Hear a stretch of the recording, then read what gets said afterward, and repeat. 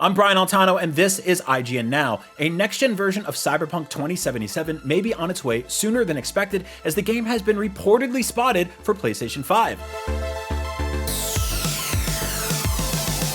As tweeted by the PlayStation Game Size Twitter account, an account that regularly posts findings from across the PSN database, a new addition suggests that the long-awaited new-gen versions of CD Projekt Red's massive, futuristic RPG Cyberpunk may be on the way soon.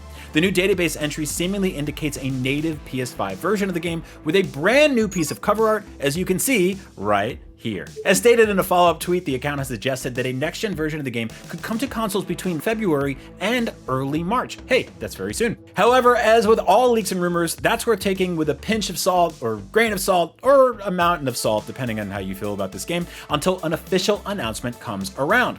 Now, the highly anticipated Xbox Series X and S and PS5 upgrades for Cyberpunk 2077 were most recently delayed back in October, when CD Projekt Red notified fans and investors that the game would be pushed back until Q1 2022. A follow-up tweet surrounding the delay offered very few reasons for the upgrade's release, but did note that the developer wanted to, quote, make it right. With PlayStation Game Size reporting a similar release window for the game, this may suggest that the next-gen versions for Cyberpunk could be set for release very soon without further delays. Although, this is Cyberpunk. Cyberpunk and delays go hand in hand, so fingers crossed on this one, right? Now, CD Projekt Red will almost certainly be hoping that an upcoming launch for the next-gen version of Cyberpunk 2077 is far smoother than the game's disastrous release on PlayStation 4 and Xbox One consoles.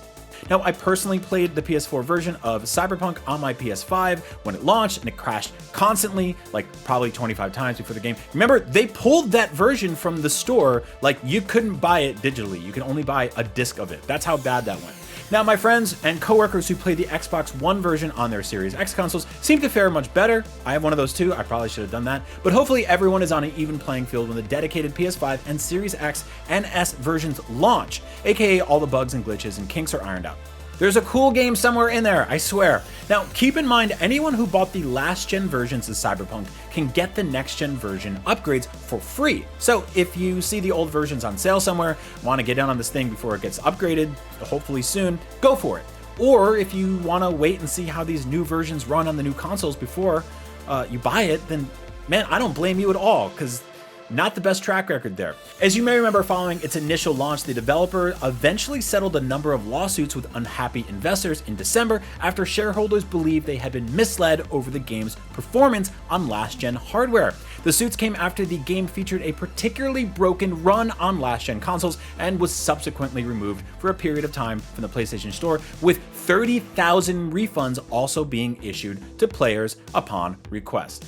Not a great time, but hopefully next-gen versions run better than that. Now, keep in mind, wait and see. They could be glitchy, they could be finicky, but fingers crossed, maybe they're great. I don't know. You can trust me. I don't have one of those yellow chairs, so believe in me. For more on Cyberpunk 2077, stick with IGN, and thanks for watching.